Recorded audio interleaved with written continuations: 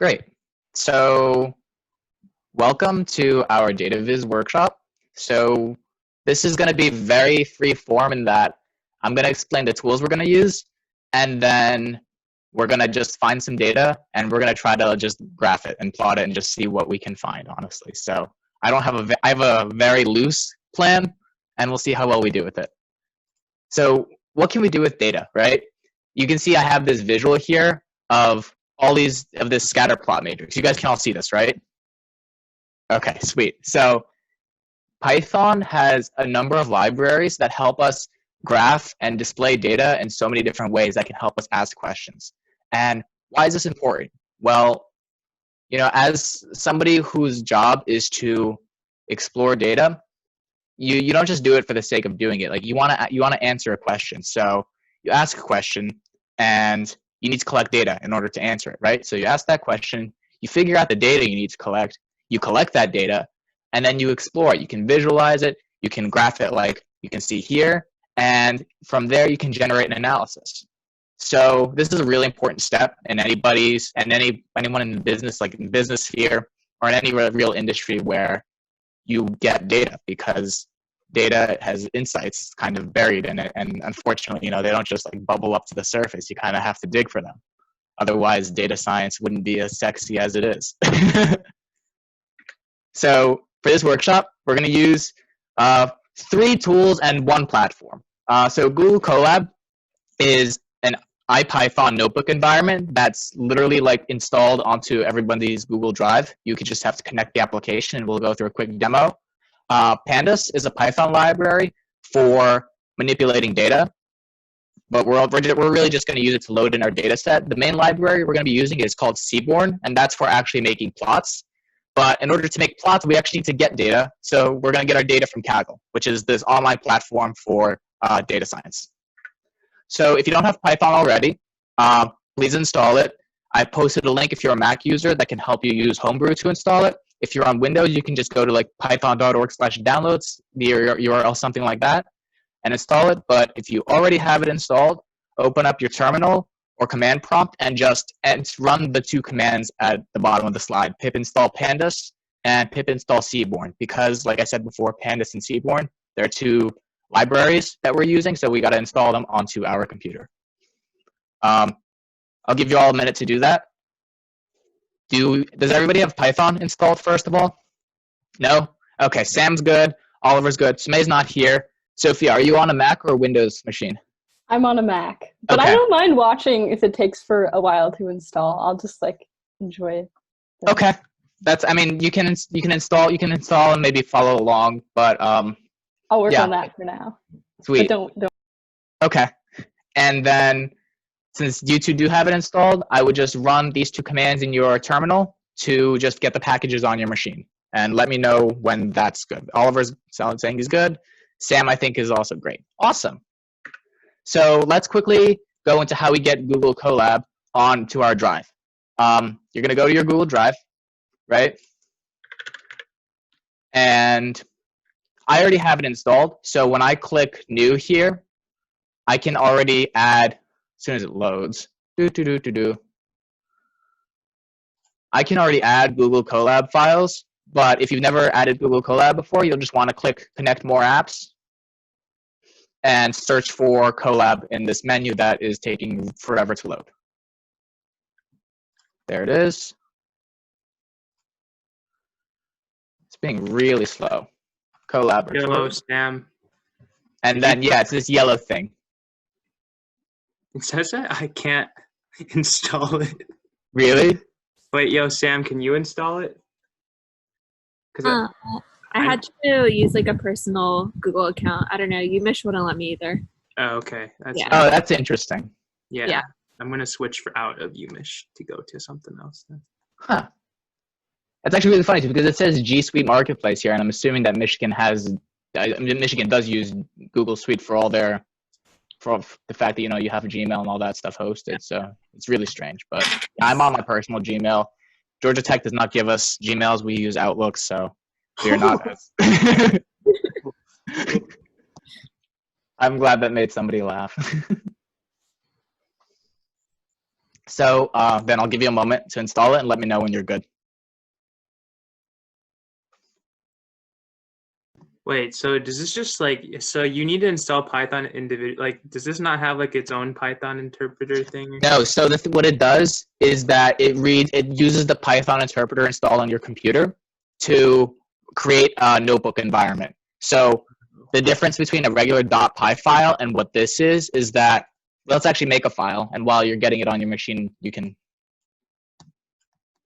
see the difference. But basically, there are two types of code in this notebook file. There's Markdown and there's actual Python code. So this is a code cell. If I say print hello, then as soon as it connects to a runtime, because this uses Google servers, which is pretty nice. So you see I can print hello, but I can also type hello in Markdown. And if I just, so you can basically use this kind of format to run blocks of code individually, which is really nice for when you want to go step by step with your data.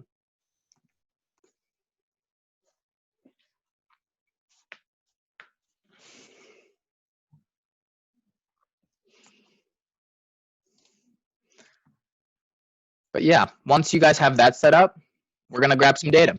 We're going to go to Kaggle. You guys are hopefully going to guide me through we're going to look for some data together. We'll pick a data set, download it, and we'll see what we can do with it. That's the whole plan.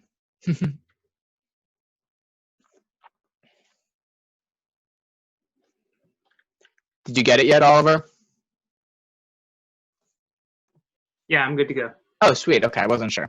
So now we have our Collab environment. So the way this works is that you have to mount it to your drive, and all that means is that you connect your Google Drive to it and use that to basically load in data sets that you'll download. So you'll go into this folder menu here and click Mount Drive. It'll ask you to connect to Google Drive. If you're doing this for the first time, it'll ask you to log in, I think, or authenticate, whatever. Once you do that, you'll get this menu, and you can see that here's your drive directory, which has your actual drive. You can see all my lovely files. But it also has sample data sets, but these are like kind of boring, so we're not going to use them. So once you have that mounted, let's go to our Kaggle. As soon as there is a chat. Oh, I didn't see that. If you want to use Jupyter Notebooks, Oliver, you can do it. It works just as well. But I like Google Colab because it doesn't require like installing like Anaconda or like, Yeah, I just saw your chat. Sorry about that. So let's grab some data. We're going to go to Kaggle.com. And as soon as it loads, Kaggle has like data science competitions where people try to like solve data sets for the highest possible accuracy. Those are interesting. I've never actually done one of those competitions, but I definitely use it to find data sets that the community sources. So there's a lot of data, 39,359, which is quite a few. So, and they have them on all sorts of different topics. We have Animal Crossing, we have COVID-19, we have movies, we have property listings, we have wildlife, we have whatever you want. So I'll take some suggestions now on what kind of data people want to work with. Yo, let's do wildlife. Wildlife? Do you want to see that African wildlife one? Actually, I don't know. You guys can. I don't want to dictate this, but that seems. No, I want the idea is that this is a what's it called? Picture data set. This might not work for what I have in mind, honestly. Okay, never mind. Let's search wildlife and let's see what we get. I can't spell. Wildlife. We got wildlife trade. We got Oregon wildlife. Can I filter by I want CSV files. Yes. Okay. Wildlife trade. We have one file, has 16 columns. We have the species name. We have the class. This seems kind of complicated. Let's do something maybe. Order, family, genus, importer, exporter. No, this could be interesting. I don't know. Let's mess around with it. Let's see what we get. So you have to create an account if you want to download a data set. So you can create an account, and then if you click, I think you just click download here. You can but you can download the zip file, and I'm gonna save it to my downloads on Windows, and then I'm going to extract it. And now that I have this is the CSV file. We can take a quick peek at it. Hopefully it's not too large. And I'm going to show you guys how Pandas makes looking at ugly CSV files much, much prettier. So yeah, that's a lot of data. I can already see that some of it's missing. And I don't really know what a lot of these things mean. I guess importer, exporter, these are country codes, I suppose. These are, you see this piece is missing. Unit, most of them are missing actually, I think. Oh, I see. Purpose, apparently these have different things. So this is like an important aspect when you're working with data. Like sometimes it really helps to have like domain knowledge with what you're working with, because I don't know what purpose, TQS, TQ, like I don't know what that stuff means.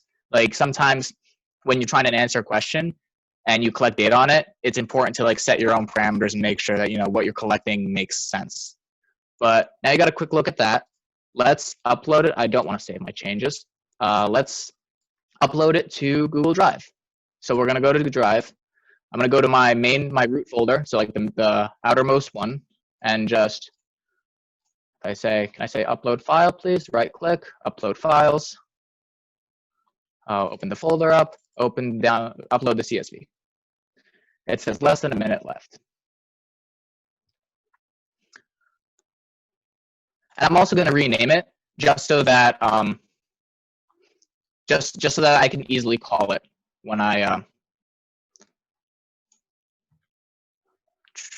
want to import it into my notebook. So rename wildlife.csv. That's a good name. Cool. Are you guys with me so far? Do I need to slow down, or are we? Sophia's great. She's right with me. I know that. Sam is good too. Oliver, good. Okay.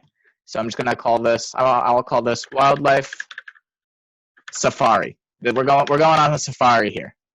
We got our wildlife data, and we're gonna go hunting for some animals or something. I don't know. First thing we got to do is navigate to the proper directory. So if I look at my directory, I can see that I can go to Drive. So if I add a code block here, I use the magic character, which is the % sign, to use the terminal commands.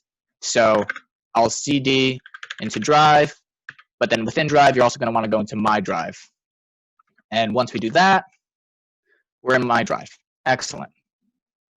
So if we were to do magic ls, we should see all my lovely folders. Good. I know I'm in the right place now, and I can see that I have wildlife.csv in this directory, which is exactly what I want. Now let's get our data in. I'll make a variable data. Oh wait, nope, not yet. I can't do that yet. I got to import my modules. So we're going to import pandas as PD, and we're also going to import Seaborn as SNS. And these are just industry practice shortened conventions. So when we want to call something from the library, we don't have to type pandas dot whatever. We can just say PD or SNS dot whatever we're calling.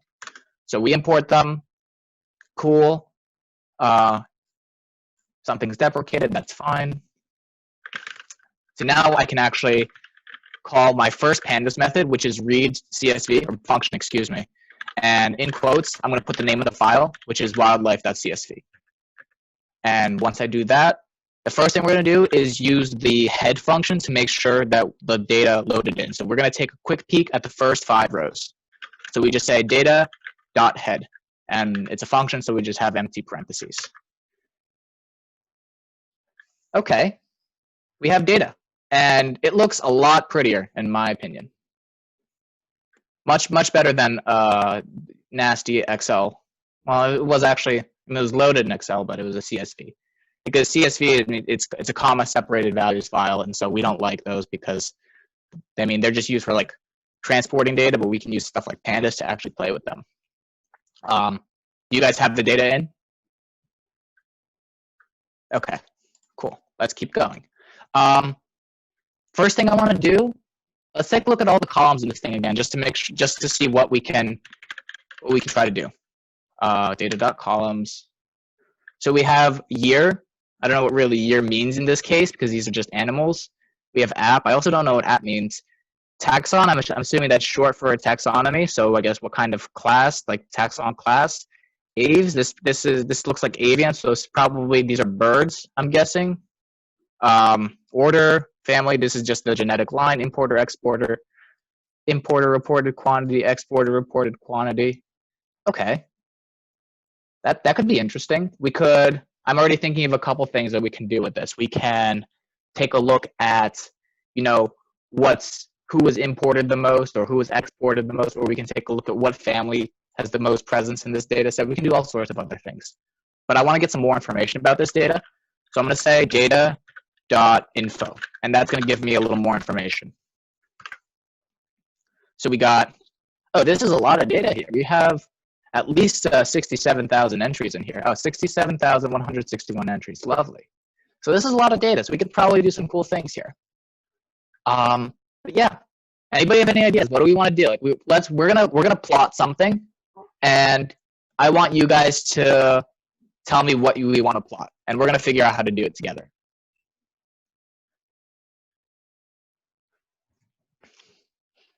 Some ideas that I have off the top of my head is we could find, you know, we can compare the classes, or we can see, you know, which family has the most, which genus has the most, or, you know, maybe what country imports or exports the most. Stuff like that. Stuff that you can visualize, whether it be a scatter plot or a bar chart or a pie chart or anything really. Do we have any volunteering again?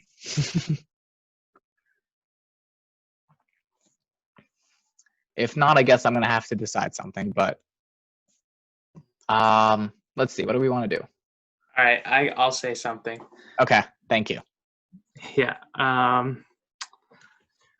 How about we try to make like a histogram of the? Yeah, sorry, this is kind of a jank data set, but we could do like a histogram of the top 5 most exported animals. Top 5. Okay, so we got to grab the top 5 most exported animals and make a histogram. Okay, let's try it. Right. That's an idea. So we got to use the exporter reported quantity for that, right? That's what I'm thinking. So let's do it. Let's figure this out first. Let's say, honestly, we're gonna Google this right now. You know, pandas find top 5 greatest values in column. When you don't know how to do something, honestly, the first step is usually to Google it, because there's usually like Oliver knows what he wants to do. He wants to find, you know, the top 5. He's asking a question. What are the top 5 most exported animals, right? Okay, yes. And so we have to figure out how do we make Python work for us to answer that. So Geeks for Geeks, we always love it. They're a good source. We want to do reading in the CSV. He looks at the first 10. Okay, this is something. DataFrame, that's short for DataFrame. That's what this thing is. It's a DataFrame. .n largest 5, and then the column that he wants. We can try this. So let's do it. Data .n largest 5, and in quotes, we want exporter reported quantity. Okay, actually, I already see a potential challenge in this, and that this is a long word that we keep typing out over and over again. I wonder if I could just copy paste it in, but we can also rename columns, which make them easier to work with. But in this case, this actually worked out okay. Oh, wow. So we have this thing, that thing, so they appear to be the same actually, which is actually interesting. And then these 3, which also appear to be the same, but in this case, while they import and export from the same countries, they are not the same here. I wonder what these things are, honestly. So we can just Google that too, because, you know, we don't know a whole lot about this data set. We're on a safari here. We found an animal. We don't know what it is. It's an orchid. Look at that. I guess wildlife. That's what we found on our safari today. We found orchids. What else did we find? We found galanthus. What's a galanthus? It's another flower. Who knew? Flowers are the most we went on a wildlife safari and we came back with flowers. I guess this actually makes sense. I see this now. Orchid and lily, right? But yeah, we can make it. We can probably. I'm thinking we probably would like to have more than just 2 entries. So maybe if we search for the 10 largest, we can pick up more things that are going on here. Okay, maybe this isn't a flower, though I see the rest of these are all flowers. And there's a lot of exporting with these flowers. I guess they got to get to the florist somehow. We could try doing it by genus too, I think. Yeah, I think we could. That might give you like separate stuff if you go back. That's a good idea. Because a lot of them are all under the same order or whatever. Yeah. So what do you think of this? What if we can do something in Pandas called group by, and that lets us group the data set by a particular column. So do you think it makes sense to group by genus, Oliver? Yeah, why not? I don't know what that is. Yeah. Sure. Okay, so let's look up the syntax for this. I kind of remember it, but it always helps to not mess up. So we found the Pandas documentation, which is a blessing. DataFrame dot group by whatever. Okay. Is there an example? Yes, there's an example. Lovely. I like this. So in this case, this example, they're grouping by the animal column, and then they're actually taking the mean of the speed of a falcon and the speed of a parrot. I think this guy's having his own safari, but that's okay. We're on our own adventure. So group by genus, and then what we can do, I need to spell it correctly, and then what I think we can do is just chain the n largest to it. So we can find now .n largest 5 in, I'm just going to copy paste this in.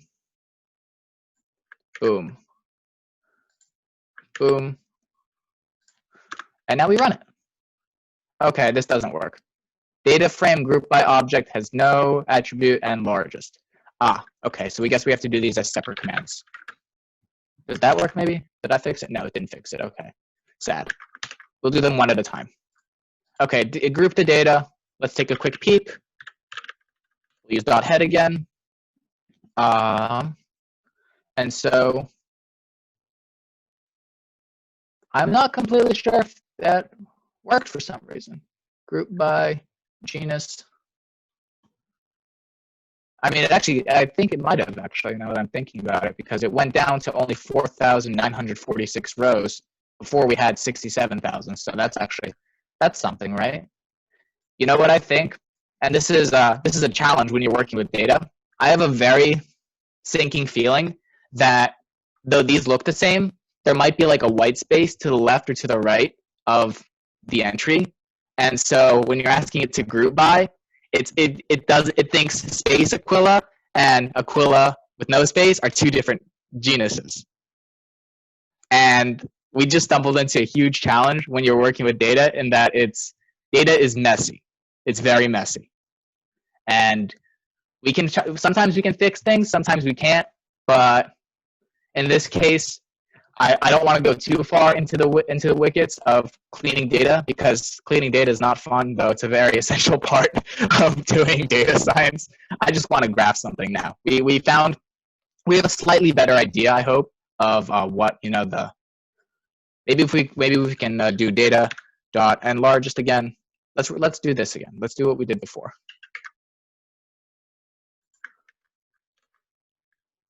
Data frame group by object has no attribute n largest. Why not? It's just a data frame. Apparently it's a data frame group by, and that makes it different. See, we're learning as we go. Maybe we can just sort the values. Let's do that. Let's look up how to do it. Sort values pandas. See, I've already looked it up. I forget all the time. But that's okay, because that's why we have Google. Okay, so sort by again, and then we choose the axis that we want to sort on. Sweet, let's do it. So data equals data dot sort values, and we say by equals exporter reported quantity. We're probably going to get a bunch of flowers again, but that's okay. Maybe not this time. I hope not. And then let's take a look at it again. Just keep peeking at the first 5 rows. Oh, you can't sort values in the group by either. We've really outdone ourselves here. Okay, let's just try and graph it then. Honestly, I'm game. Okay, now it's complaining. Let's just say data. Let's get our data. Why don't you want to show me the data? Okay, cool. So let's graph now. Let's go to Seaborn and let's figure out how to graph things in Seaborn. Again, we just look at documentation. That's really, this is what this becomes, because there's so much syntax, there's so many tools, and there's so many things that you can do that you're not supposed to remember how to do all of it. There would be no point. So if we go to the API, we can see categorical plots. So what if we did a count plot? Shows the counts of shows the counts of observations in each categorical bin using bars. Okay, we can try this. A count plot can be thought as a histogram across a categorical instead of quantitative variable. I think we found our winner here. A histogram across a categorical variable. And that's exactly what we want to do, actually, right? Because we're comparing the genus of our Safari discoveries. So, new code block, SNS dot count plot. Thank you for this autocomplete. It's actually very helpful. And then we say x equals. Do I have to put this in quotes? I wonder. Do they have examples? Please tell me you have an example. Yes, you do put it in quotes. X equals genus. I don't think I need to put a y because I'm assuming it's just going to sum the counts up. And our data is going to be data. Data equals, this is a variable, so I don't want to put it in quotes, actually. Can we get something? Invalid syntax. Why? Why is it invalid? Is it because it's a group by object? Is that why? Let's check the type of data. It tells me it's a pandas group by. Okay. So what if SNS plot pandas group by?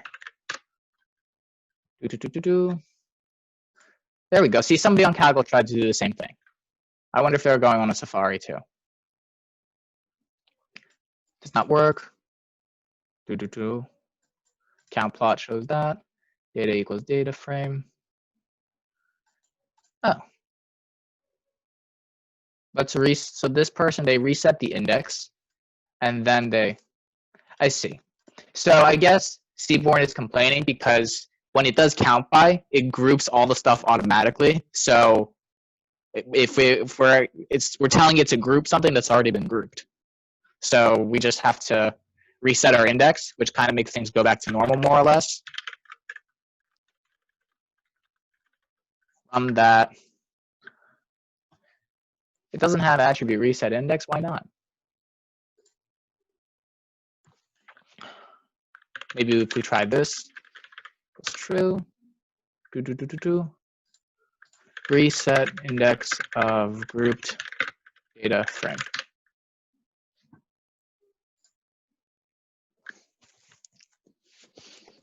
Get 2 groups, reset the index. Is there a better way to do this? As index false to the group by, then you don't need.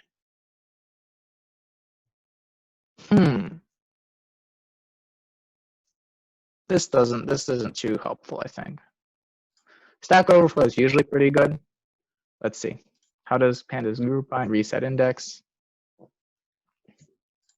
I wonder if we can just use a different plot, to be honest. I don't know.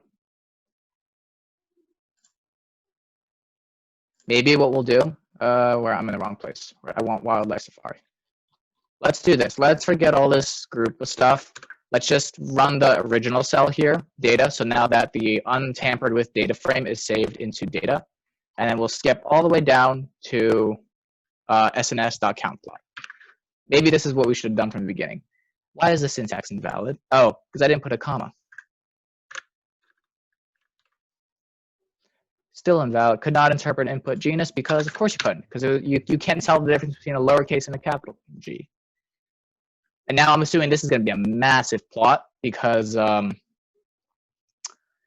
there were 69,000 rows, and we know that there were 4,900 different variations of genus. So holy smokes! I wonder what that one is. That's a large one. This is a very ugly plot. It's not very helpful for us, unfortunately. Maybe we can try grouping again, and we can try it. Let's say data.group by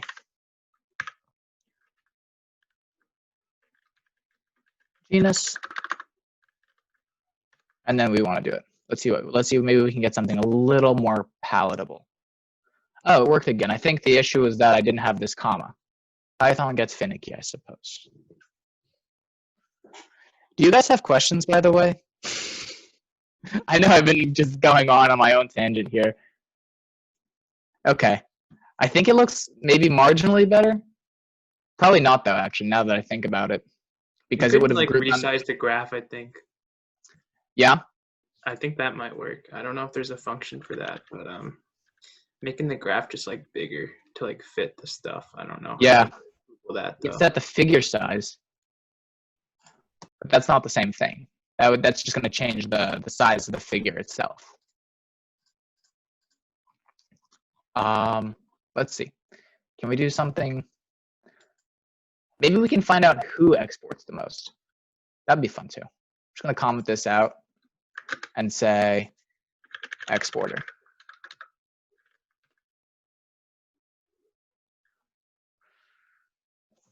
Well, clearly there's a winner.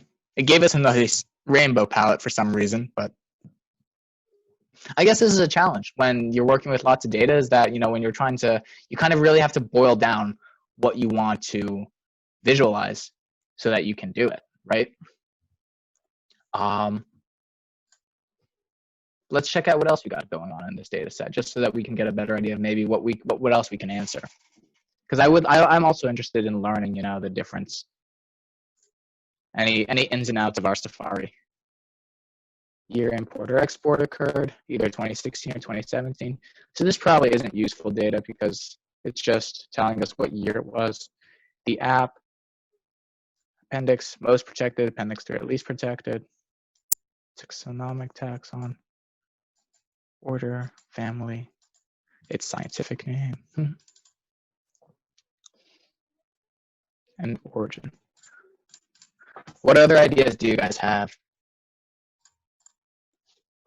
We can do other plots too. We can try other things, honestly. We can try maybe a scatter plot. We could get a lot of dots and stuff, right? In the wrong place. Yeah, let's do that. SNS scatter plot. Let's plot. What can we plot? We need a quantitative variable for this one, right? So we can plot. We can try to plot these importer and exporter quantities. These seem to be the only quantitative variables besides year, but year I would actually count as a categorical one in this case, even though it's a number. So let's do that. On our x-axis, we'll do that, and on our y-axis, whoops, we'll do the exporter one. And then the last thing we need to do is just specify where our data is coming from, and it is coming from the data frame called data. Oh, wow. So we see that we have a nice cluster of points. So most things aren't that well, I guess, imported or exported. So clearly we have two outliers in our data here. Maybe it's possible that these two guys are outliers too. And you notice the scale of this. This is 1e to the 7th. So that's what?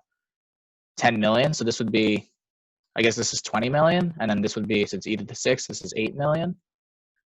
So these two, I'm guessing, are flowers. In fact, I'm almost positive this one is a flower because of what we found earlier. And we don't know what I'm not actually completely sure.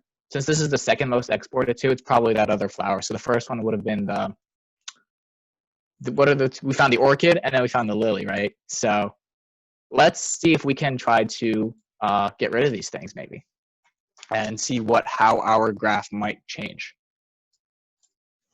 But we're going to Google that too. How to get rid of outliers in Seaborn.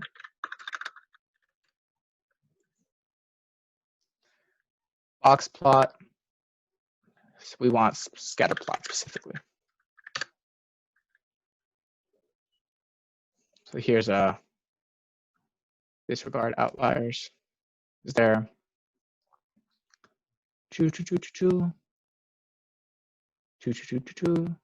here's a function. I don't want to. Is there any quick syntax? That's what I want to know.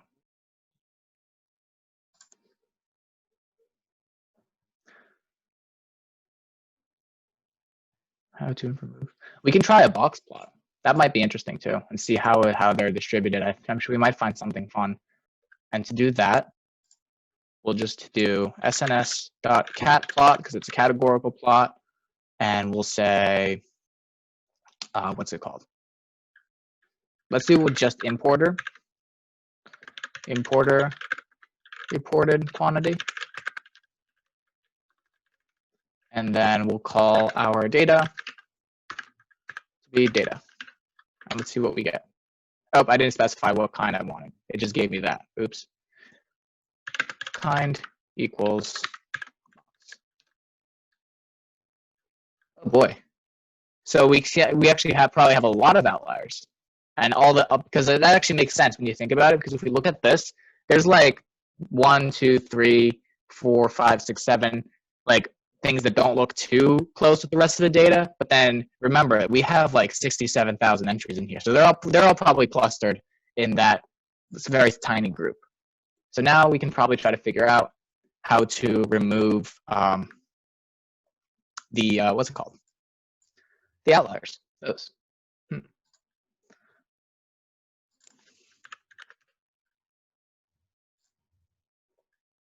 Let's see what happens. What can we do? Box plot. Show flyers. Okay, that's cool.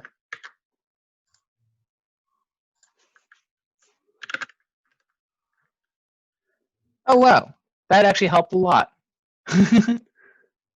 Now we have a much more palatable box plot. We can see that the median imported quantity of animals in Africa, or not even Africa, wildlife period. That's our data set here. Is about, I don't know, 12. What about the exporter? I wonder.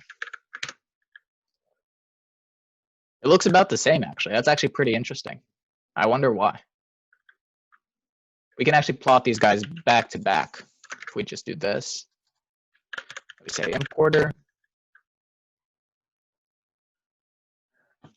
They actually look very suspiciously alike, and I don't know why. Huh. Let's do something random and see if Seaborn is just messing with us here. Let's pick a different variable. Let's say, what happens if we don't even do a quantitative variable? I wonder what happens. Family. Now it should break, I think. Maybe it won't. Yeah, see, okay. So something's up with that. To be honest, I don't really know what it is. If you guys have ideas, I don't think it's very unlikely given the size of this data set that the importer and the exporter reported quantity is exactly the same for basically everything. But yeah, these are weird questions that we find when we pull random data off the internet, and it's always a fun time to try to figure out why things are. But we can also do more plotting. So now if we want to plot family, maybe we want to do Data equals data. I got to make this a capital F. And then if we pick what kind of categorical plot we want, let's take a look at what kinds of categorical plots we can pick. We've got a bunch, I think. We have strip plots, we have swarm plots, we have box plots, we have violin plots, we have enhanced box plots, we have point estimates, we have bar plots. There's a lot of fun options, actually. We can, let's see. We can do a lot of different things. Let's go back to our wildlife. And what happens if we try a swarm? Pretty sure this isn't going to work, but it's worth trying anyway. Yeah. Yeah, see, not a supporter between strings and floats. It doesn't like when we try to do that. What other? We can go back to this importer exporter stuff.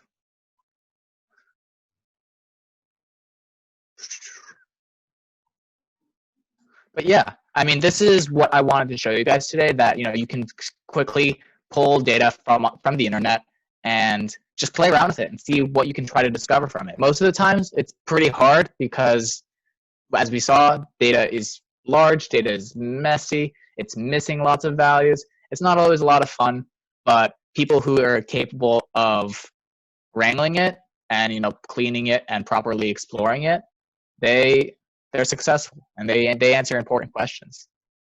So yeah, it's taking